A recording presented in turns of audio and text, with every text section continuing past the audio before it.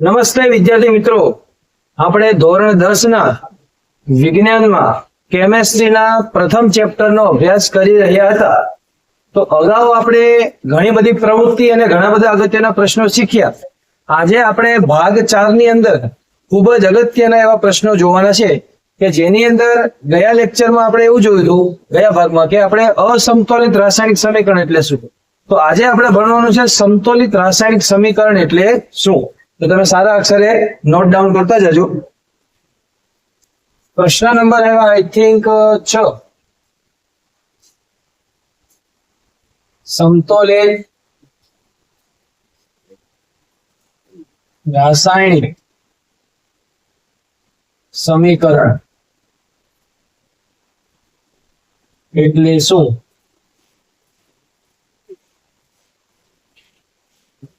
સમતોલિત રાસાયણિક સમીકરણ એટલે શું?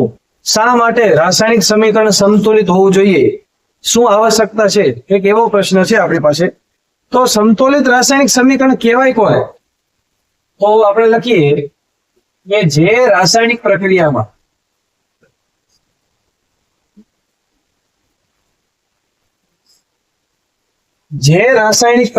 બંને તરફ એટલે પ્રક્રિયક હોય તે, નિપજ હોય તે, એટલે કે ડાબી બાજુ હોય તે, જમણી બાજુ હોય તે, જે રાસાયણિક પ્રક્રિયામાં બંને તરફના તત્વોના પરમાણુની સંખ્યા, બે વસ્તુ યાદ રાખવાની છે. એક પરમાણુની સંખ્યા અને બંને તરફના દળ. પરમાણુની સંખ્યા અને બંને તરફના દળ એટલે જથ્થો. દળ એટલે જથ્થો કેવો હોવો જોઈએ? તો કે સમાન હોય.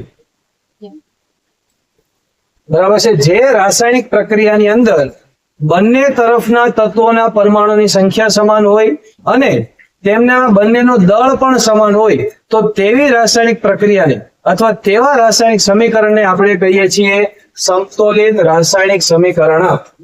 તમે ડિટેલમાં વ્યાખ્યા લખી નાખજો. તો આવું આપણે અગાઉ ક્યાં જોયું છે? તો આવું આપણે અગાઉ જોયું છે, યાદ કરો, ધોરણ 9 ની અંદર આવતું હતું દળ સંચયનો નિયમ.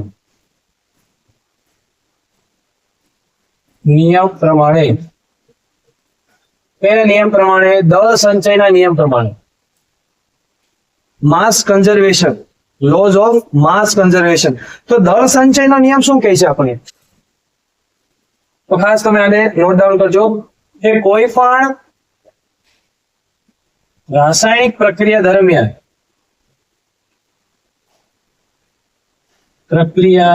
દરમિયાન દળ એટલે કે જથ્થો, દળનું સર્જન કે વિનાશ થતો નથી. એટલે કે દળ કેવું રહેશે? અચળ. દળ બરાબર અચળ. ગમે તે રાસાયણિક પ્રક્રિયા થાય તો એમાં શરૂઆતમાં જેટલું દળ હતું એટલું જ દળ અંતે જયારે નિપજ બનશે ત્યારે રહેવું જોઈએ, અને તેટલું જ રહેશે. અને એટલું રહે તો જ એને સમતોલિત રાસાયણિક પ્રક્રિયા કે સમતોલિત રાસાયણિક સમીકરણ કહેવાય. તો તમને 1 માર્ક્સમાં દળ સંચયનો નિયમ પૂછાય તો લખવાનું કે કોઈ પણ રાસાયણિક પ્રક્રિયા દરમિયાન પદાર્થના શરૂઆતનું દળ અને અંતિમ દળ અચળ રહે. જેટલું શરૂઆતમાં હતું એટલું જ અંતિમ રહે. કોઈ પણ નવું દળ બનશે નહીં કે જૂનું ઘટશે નહીં. દળ કેવું રહેશે? અચળ.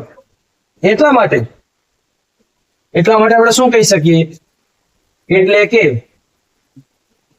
કે પ્રક્રિયકો અને નિપજો એનું શું સરખું હોય? તો કે પરમાણુની સંખ્યા અને બીજું તો કે કુલ દળ. આ બંને કેવું જોઈએ? તો કે સરખું અથવા સમાન હોય. એને જ આપણે સમતોલિત રાસાયણિક સમીકરણ કહીએ. એટલા માટે રાસાયણિક સમીકરણ કેવું હોવું જોઈએ?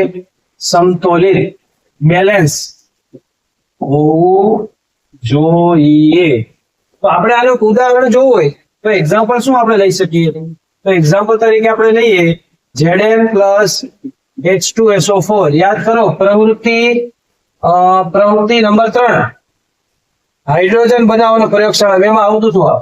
ઝીંક પ્લસ સલ્ફ્યુરિક એસિડ સાથે પ્રક્રિયા કરે તો શું થાય? તો કે ZnSO4 પ્લસ H2.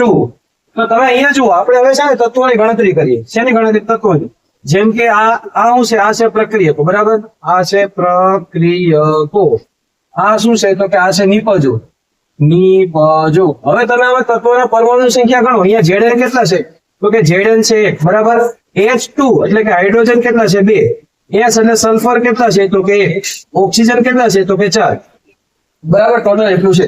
હવે નિપજોમાં ગણતરી કરો તો કે Zn બરાબર કેટલા છે? તો કે 1. સલ્ફર બરાબર કેટલા છે? તો કે 1.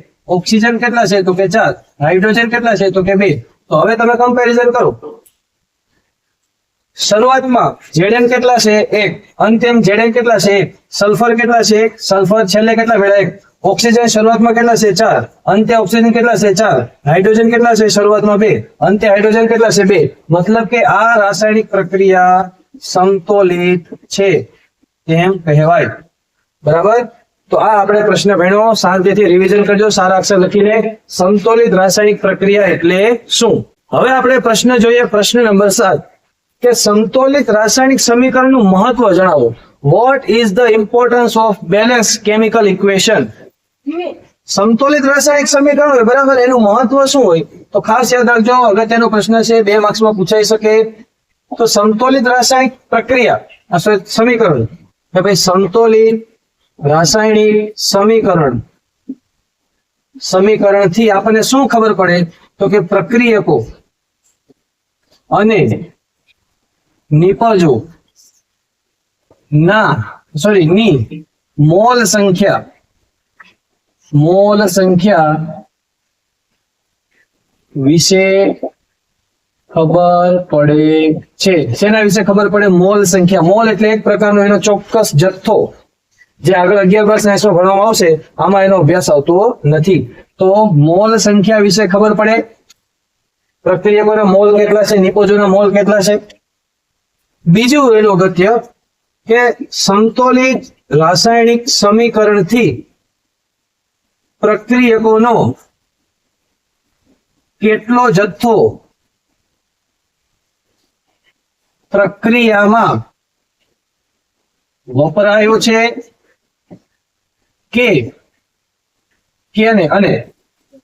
અને કેટલો જથ્થો નિપજ સ્વરૂપે મળ્યો છે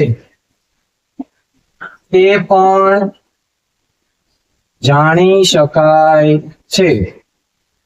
બીજામાં શું યાદ રાખવાનું? જથ્થો જાણી શકાય. જથ્થો, માસ, દળ, મોલ અને જથ્થો જાણી શકાય. કે માનો કે શરૂઆતમાં 100 ગ્રામ પદાર્થ હતા અને અંતિમ પણ આપણે 100 ગ્રામ પદાર્થ મળે છે, તો કેવું છે? તો કે દળ બંનેના સમાન છે, એટલે આપણે સંતુલિત પ્રક્રિયા છે તેમ આપણે કહી શકીએ. તો આપણે શું જાણી શકીએ? જથ્થો જાણી શકીએ છીએ. ત્રીજું કે સંતુલિત રાસાયણિક સમીકરણથી પદાર્થની ભૌતિક અવસ્થા